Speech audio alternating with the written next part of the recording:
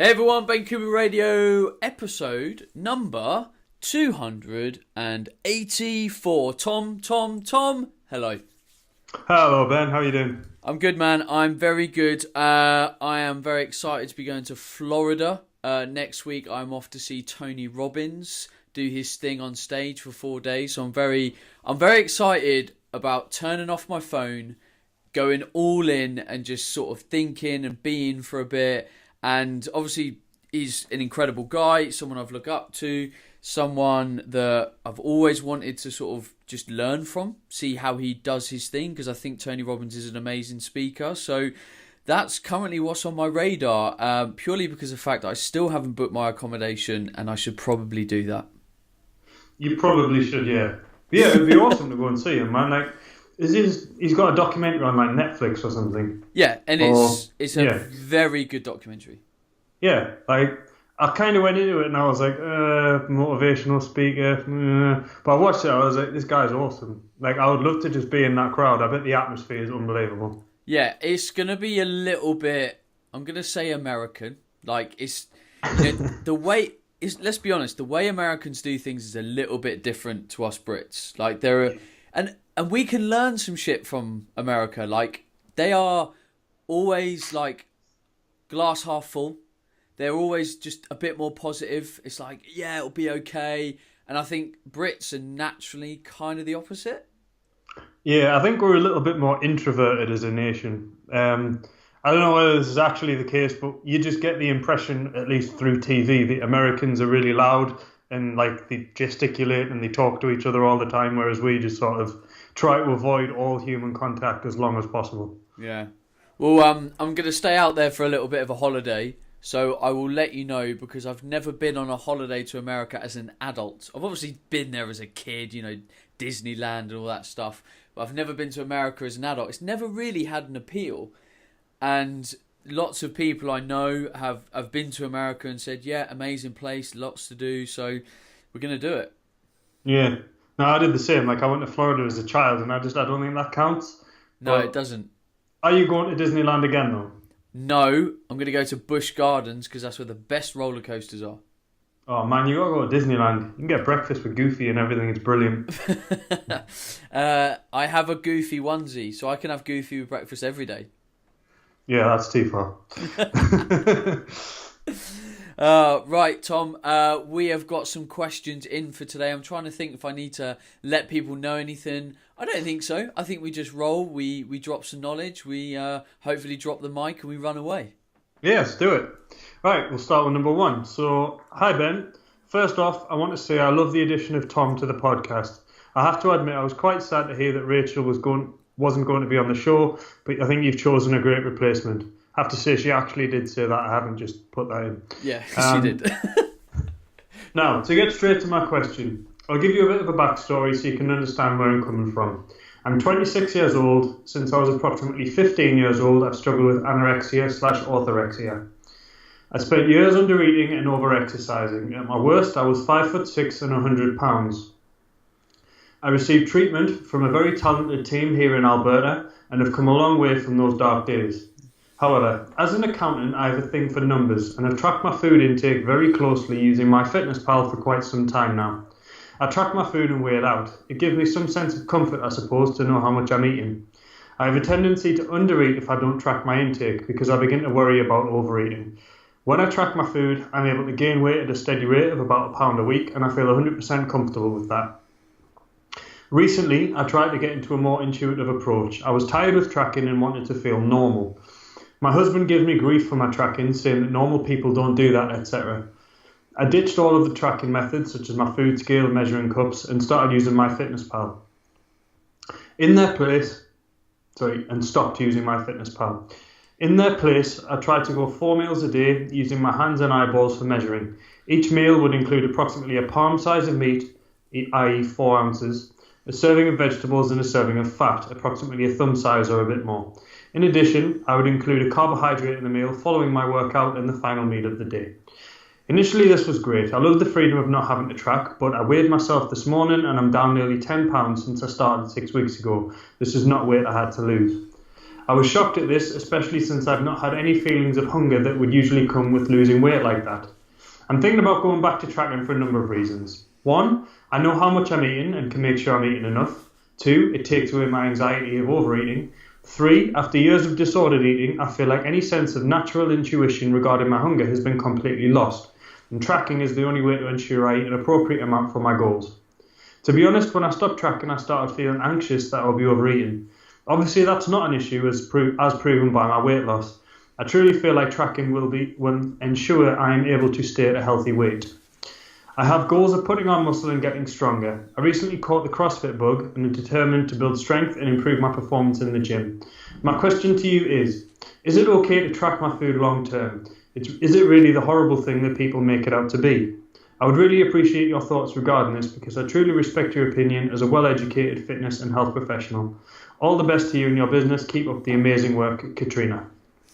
So, interesting. I think the first thing I want to pick up on here is that when Katrina moved from tracking to intuitive eating and she lost weight, she was a little bit alarmed. And I think that is actually a positive sign that Katrina is moving towards what she feels is balance rather than taking the weight loss as like almost a secret win, which would then indicate that someone has not really come to terms with how they need to eat to actually maintain their weight and their health. So I think that's a really positive thing. Do you know what, this conversation is really tough, and it kind of depends where people want to be at. Now, I know that if I intuitively eat my food, I'd like to think I'd be pretty close. Now, I haven't done it for a while.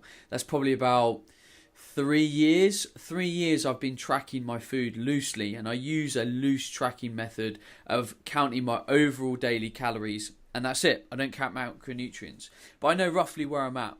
Now, it's twofold. Like, I can go either way. I can easily undereat if I'm busy, and I can easily overeat if I'm a bit more idle, like I'm sitting around the house. And it's usually in relation to my energy expenditure. Like if I'm working from home, I'm not really doing a lot. Whereas there might be days where I'm playing rugby, I'm doing sport, I'm out on the road, I'm just doing a lot of stuff. And if I haven't tracked that, I might get in from rugby and eat a normal meal. Let's say someone's prepared me a meal, like my girlfriend might have prepared me a meal, and then I eat, and then I look at kind of what I've tracked and I've gone, shit, like I'm 600, 700, 800 calories down. And I know that in 2 hours, I'm going to be shit starving. So I want to eat those calories back. I know I'm not going to sleep as well. It just, from experience, I know that if I undereat, I don't eat as well. Or I sleep okay and I wake up the next day absolutely ravished. So remember that everything that we do needs to be outcome based.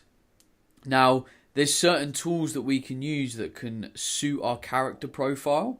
And quite often there's people that like a certain amount of control and they feel empowered through that. And that's not necessarily a bad thing as long as we're cognizant that it doesn't become unhealthy, that we become too obsessive about it. So I'm going to shoot at a middle ground solution, and then I'm going to see what Tom has to say. Now, I'd like to think that maybe your day to day, you could maybe track your food. And, you know, you have the control, like, let's just say Monday to Friday. And then when you go out for a meal at the weekend, or you go out for food with your husband, or maybe you're cooking together, that habit falls away.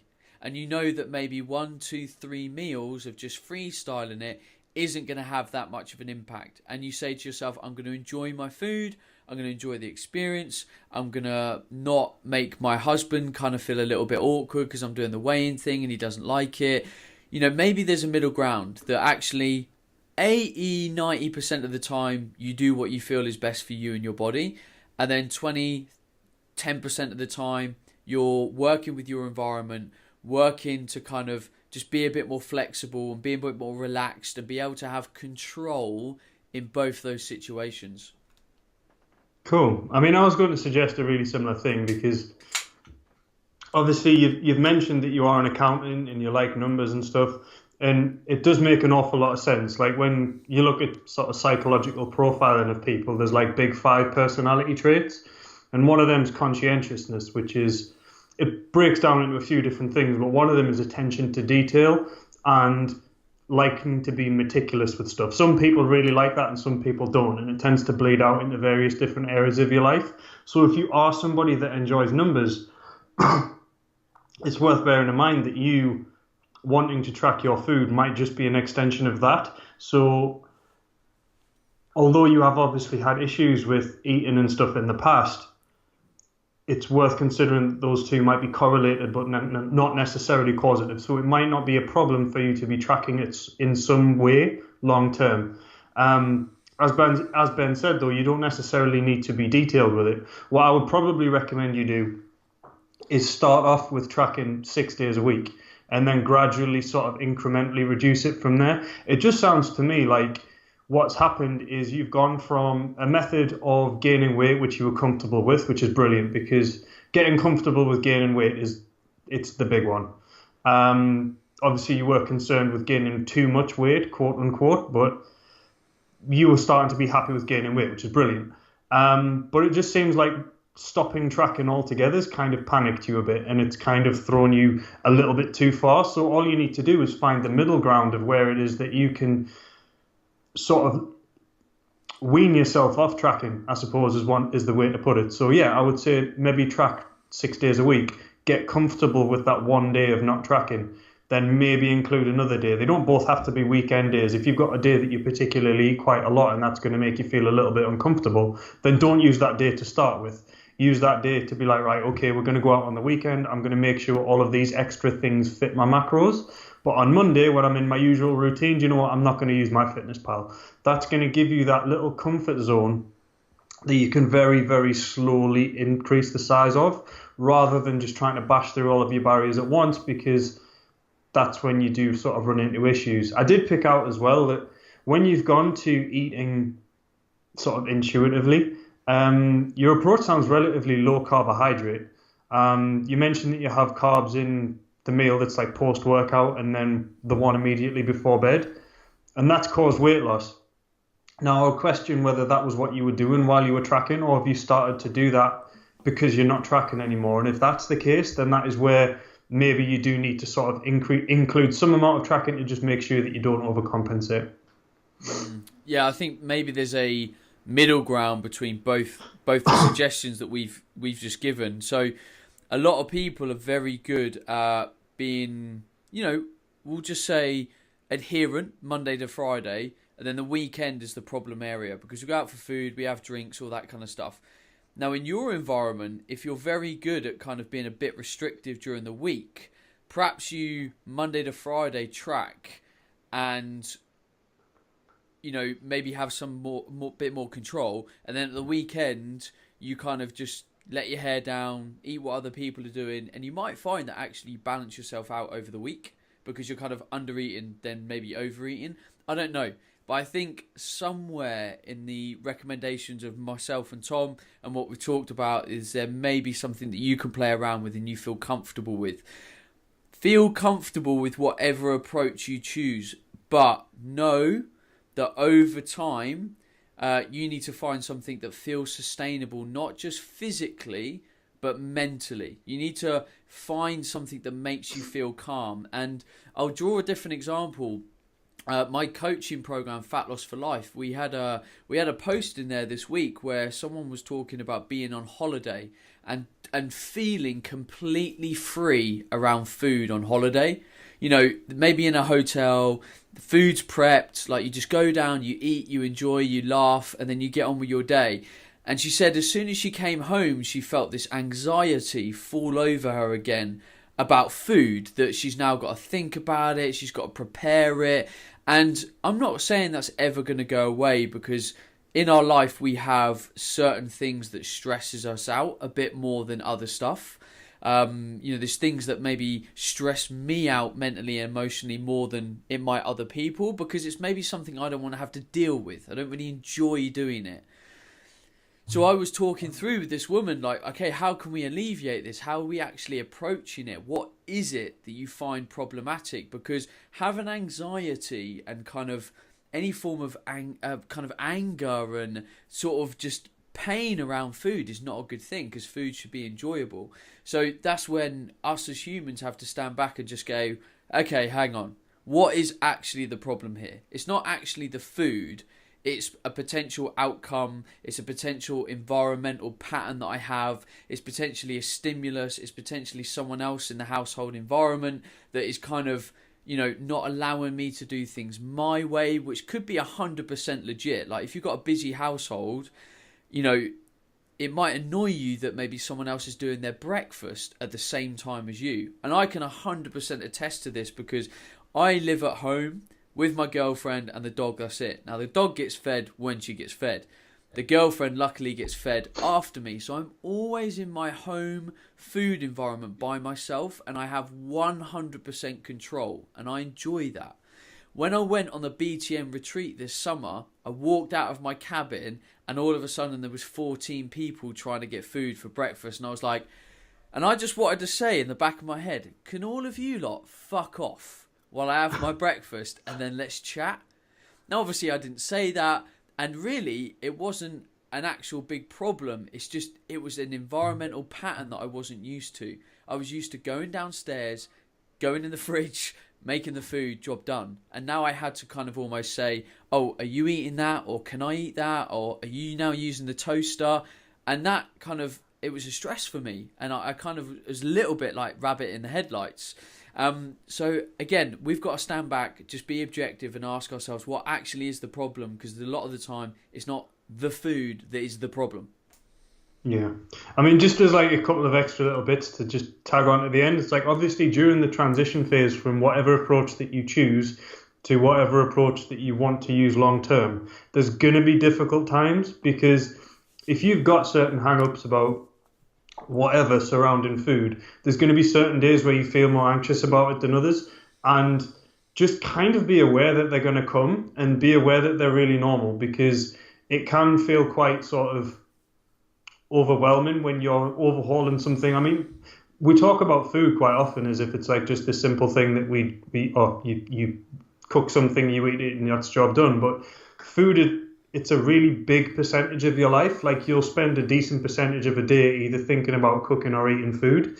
It's a really social thing. Like it encompasses a lot of stuff. So it's completely normal to, if you're like dramatically overhauling a lot of things, having had previous food issues, you will be anxious. And just on those days, honestly, give yourself a little bit of slack. Like if tracking on a day that you feel particularly anxious helps, do it.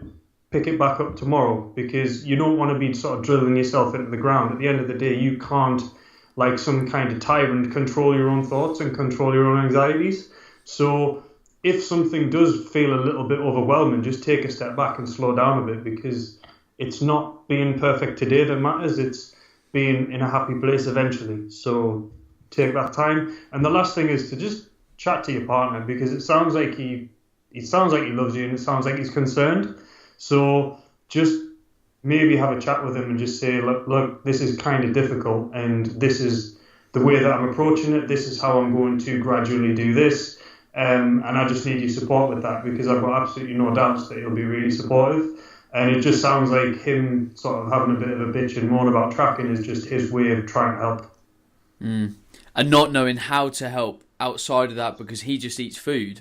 Food is food to him, whereas for you it's more of it's something that leads to a very specific outcome, whereas he doesn't see that. He sees it literally as sustenance.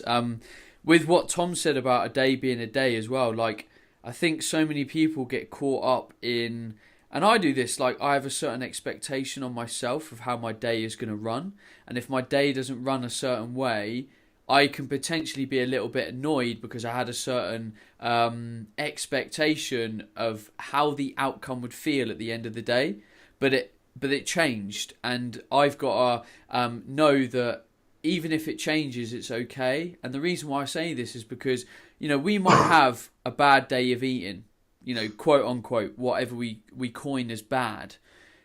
It's just a day. Like, let's say you overate by 400 calories one day because you decided to go out and have a cream tea with a friend. Like, it's just a day.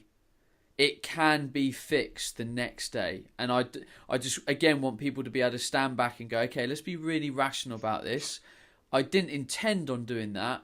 but it's really easy fixable and I can fix it tomorrow. And it might be that I go to the gym and I do an extra 30 minutes run, or I do something, or I eat a little less. Sometimes we kind of really overthink this. We can fix things very easily, and that's why dieting, we do have to and appreciate the scientific approach to dieting, because if we control certain variables, nothing can happen quickly.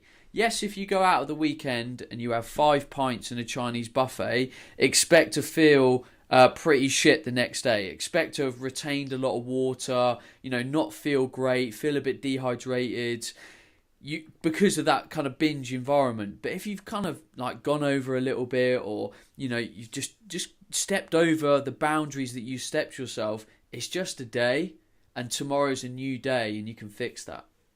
Yeah, I mean, we really do need to look long term as well. Like, even if you don't do anything tomorrow to sort of fix it or anything like that, at the end of the day, if it comes to like 2020 and you're not in the shape that you want to be, you won't go, shit, if I didn't eat that pizza on November the 3rd in 2017, then I'd totally be where I am now. Like, that's just not going to happen. This shit takes a really long time to accumulate. So, yeah, just try to take stock of where you're at. Understand that, yeah, slip-ups and bad days and whatever, regardless of what your goal is, it's going to happen. And as long as you're generally consistent, it'll all work out. Right, Tom, question number 2. Correct. Question number 2. So, hi, Ben. A few weeks ago, you released a podcast with a woman who had a problem. She felt hungry all the time, and you gave her some tips to stop feeling hungry. My problem is that I don't ever really feel hunger, but I kind of don't feel completely full and stuffed when I have eaten. I'm a very active girl, 51 kilos and 166 centimetres tall, and I lift heavy 5 times a week. I need a lot of calories to fuel myself, but it's not fun to eat when you're not really hungry.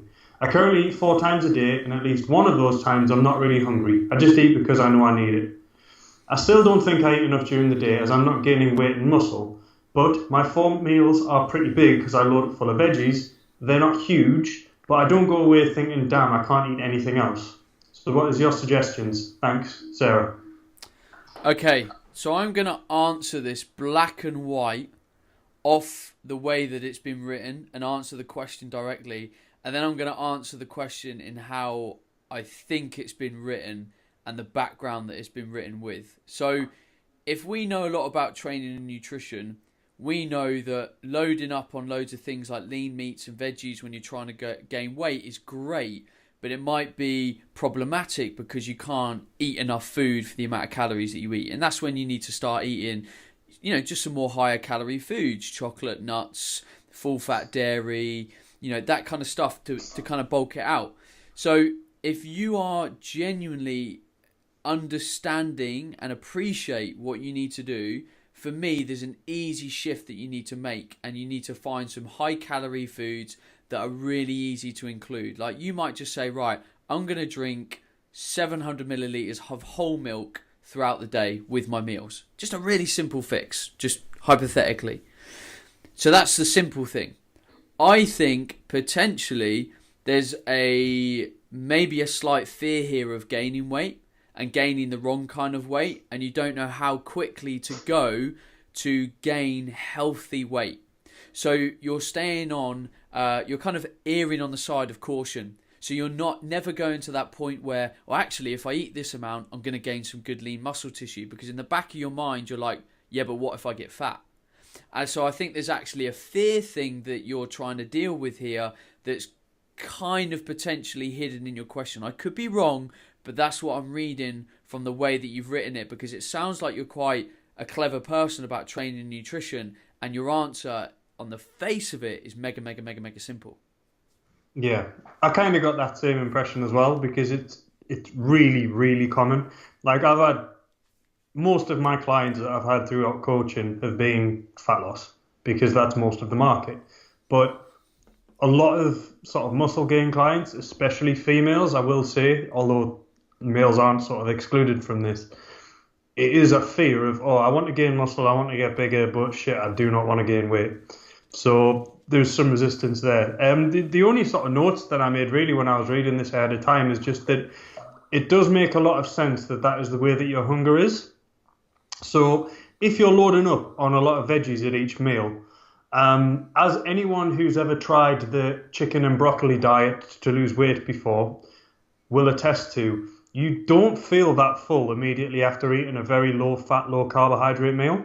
So if you're piling in a bunch of vegetables, although there's a lot of food volume there, 5 minutes after you're eating, you'll still be hungry. And that's partially because a lot of what's called satiety, satiation, which is your sort of after meal fullness. A lot of that comes down to taste, it comes down to mouthfeel, it comes down to consistency of food.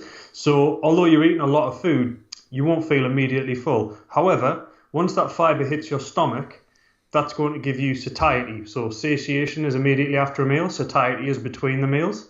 So those vegetables are going to fill you up sort of half an hour later or whenever they reach your stomach. I don't have an accurate timeline to hand. So it will be at the point where you're eating a meal and you're thinking, God, I could have eaten more there if I really wanted to. Like, I don't feel that full. But then 4 hours later, when it comes to eating, you're like, I'm not that hungry. So it does make perfect sense that is the way that the food that you're eating is making you feel. So the answer, as Ben said, it's simple. It's to try and increase calorie density. I'll also say as well, like, if you're a very active girl and you're lifting heavy 5 times a week, it might be worth having a cursory glance to see how many calories you're eating and just put a number on it, because once you put a number on it, it's very easy to change that variable. So if you do have that fear of gaining excessive unwanted weight, putting a number on and say, right, I'm going to increase that by 300 because I know that's what I need to, is just going to get rid of that anxiety altogether, and it's going to allow you to just progress as the way you want. Yeah, sweet. Done. Nice and simple. So, question 3. Hi, Ben and Tom. My question today is business related. Since starting my career in personal training, I've always driven to better my service, get good and get something... Okay, this isn't worded very well. Let's try this again. Since starting my career in personal training, I've always driven to better my services. I want to get good and do something specific and really start to nail it. For this instance, more along the lines of fat loss and fitness. I've invested into my learning by doing the Foundation Academy with you guys, which is awesome by the way, and I'd recommend it to anyone, and various other courses. However, I feel devalued for the company that I work for now, as my income is nowhere near where I need it to be. Obviously, this is causing me to fall out of love with the job. My long-winded question is it time for me to branch off on my own and pursue my own business or company? Thanks in advance, Taylor Wilson. So short answer, yes. Now, obviously, this is a very common problem, like the fear of the unknown. And, we can draw any parallel. And the reason why I included this question, because, this isn't a business podcast. The reason why is because every day we're going to be pulled and pushed between emotions. We're going to be drawn, and rationally we think about the emotions that we want to have towards a particular situation. So I quite often use the environment of having cake on a Friday in an office. Your initial gut reaction is, I want that cake because it tastes good. And everyone else is having the cake, so I want to join in the fun. Then, potentially, hopefully, you engage your brain and say, actually, hang on, I've already had my breakfast, I've already prepared my lunch, and I'm going out for dinner tonight. If I eat that cake, then that is potentially going to cause me to gain weight today, because I know I'm going to go out for dinner tonight. So we're constantly being pulled and pushed between these emotions. Now, in your case, deep down, you're driven to see what you can do, what you're capable of. You're also not happy with your environment, so you want to move on, and that's absolutely fine. But the problem is, on the other side of it, there's the fear of the unknown. There's the fear of what if you fail? What if you don't make it? What if you don't earn the same amount of money that you're making right now? What if your business that you set up, people don't like it? What if you get some bad reviews? There's just loads of things that are crawling through your head. And what you then need to focus on is the emotions that you'll have if you don't try. And I think that's what we have to kind of keep focusing on as people. What would happen if I don't go to the gym today? Well, I'll never find out how strong I can be. I'll never find out how fast I can run. If I didn't turn up to my rugby game on Saturday, I'll never find out potentially how many tries I could have scored. So you've basically got to battle between a multitude of emotions and really focus on the one that you want to feel and that you want to focus on. And the thing about failure is, it's funny, it's absolutely 100% inevitable. And I think Tom could attest to the amount of things that he's failed at. You look at the gym, like how many reps has Tom failed at to get to his deadlift PR? Like how many times have I failed at a pass made in rugby to make that perfect pass that put in a try on the wing? Like there's all these little, like failure is literally unavoidable. And there's actually a book that I'd love to write in the future that is kind of titled around like failure is inevitable, or get comfortable with failure because it's going to happen. And, you know, there's no, you know, I get questions like this all the time because people want to kind of, they want that magic nudge that's going to make it feel okay to make the move that deep down they know they want to move. But there's no magic nudge. Like you're going to have to fear the unknown. Sorry, you're going to have to become comfortable with the unknown. Like there's no way around it. And there's a podcast that I've recorded that's coming out in a couple of weeks with Will Foster. And we talk a lot about, we all have emotions every day, and some of them are positive and some of them are negative and some of them are unknown. Like you almost don't know how to package them. And that happens every day. And what we want to do is we want to be able to live in an environment and a mindset that we're able to appreciate and feel and focus on the majority of the positives, rather than the negatives becoming overwhelming and disempowering, because it never leads to, again, a positive outcome. So shit happens in every person's day, right? It's always going to happen. Like Tom has probably had a few things today where he's gone, nah, I would have liked that to have gone a little bit differently. And the same with me. I would have liked that to have gone differently. But if I focus on that and I go all in on that, then it becomes all consuming. And at the moment, Taylor's kind of focusing on all the negative stuff rather than focusing on the upsides. It's cold outside. I could go for a run. It's going to be wet. All I'm doing now is focusing on the negatives. But how about I focus on how I'm going to feel after I go for the run? And the fact that I've got a little bit fitter, and the fact that I did it when other people are sat at home putting their feet up to a series of Netflix when they know they should be out maybe going for their run. And I think if we start to focus and reposition where our energy is on emotions that control us, we feel a little bit more empowered to do it. And I'm not going to say from me saying this, you're going to feel 100% empowered. And you're going to be like, oh God, yeah, like I know it's the move, I'm going to do it tomorrow. But it's going to enable you and empower you and give you some kind of confidence to start to make those steps and strides. Cool. That was really good. I mean, the thing that I just kind of wanted to say here is that essentially right now you don't like the environment you're in.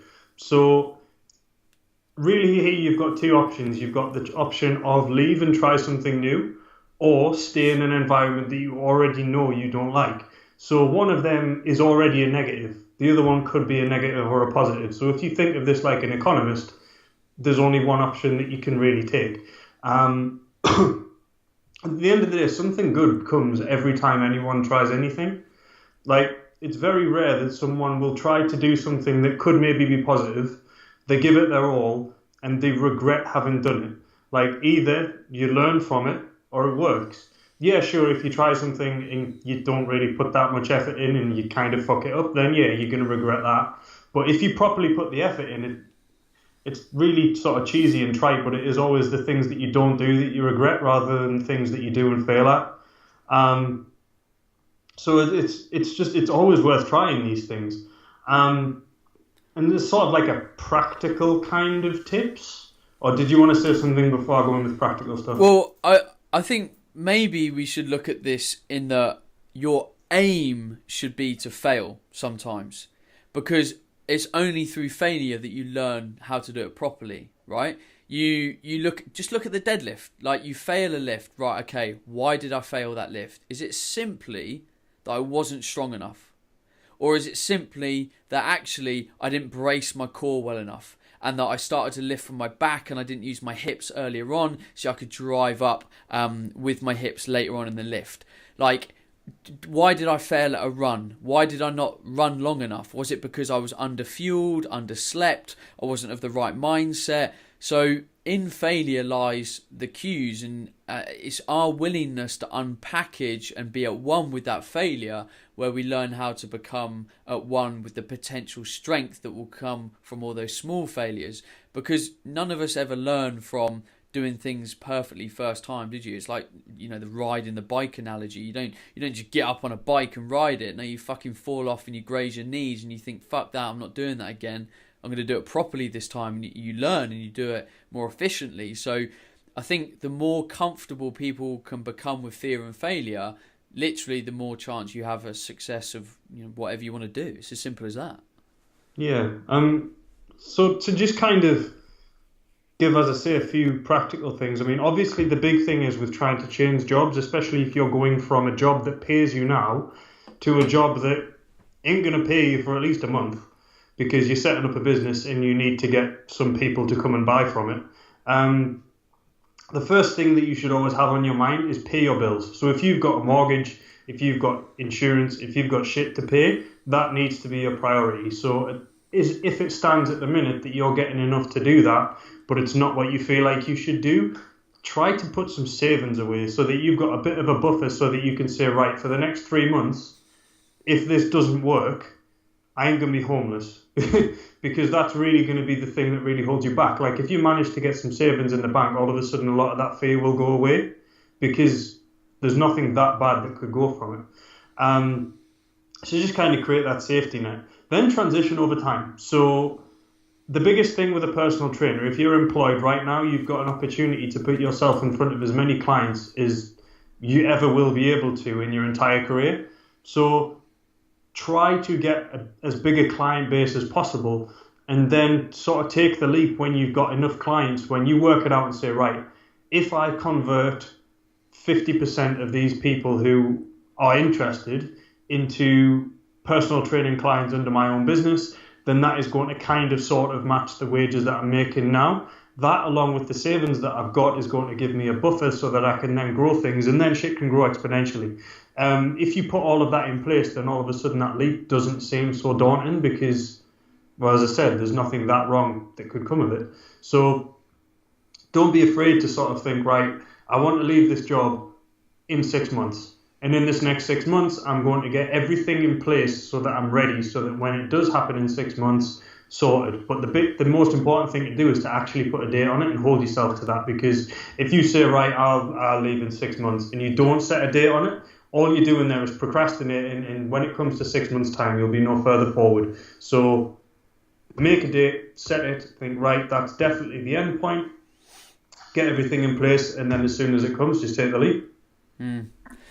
I think what you'll come to realise as you become more comfortable with fear is it just allows you to move forward in despite of the fear and the failure that you come up against. So, like I'm 31 and I'm still failing in dramatic form. I was 20, 21, and I had minimal risk of fear or failure as a personal trainer. I lived at home. It was all cushy. If it all went tits up, then I'd just, live in my bedroom and just become a hermit. And then I went to university, and then I had a student loan. So the risk of failing was a lot more minimal again because, I had this buffer of the student loan. But again, I still went out there and built a business. I failed. I wasted about $4,000 setting up my first online nutrition company. But then that taught me the skills to build body type nutrition. So I built yourdietadvisor.co.uk in 2008. Then I built Body Type Nutrition in 2009. So I'd already wasted $4,000, which was a lot of money as a student. It's not to be sniffed at that time in my life. So there was a failure. And then, I went abroad. That didn't work out. But again, I had a try of it. We went into the supplement market with transdermal technology. I probably wasted or lost about £60,000. Again, it's a big failure. We've just invested very heavily in awesome supplements. Triple 100,000. It's an awful lot of money. Again, it's another potential risk of failure.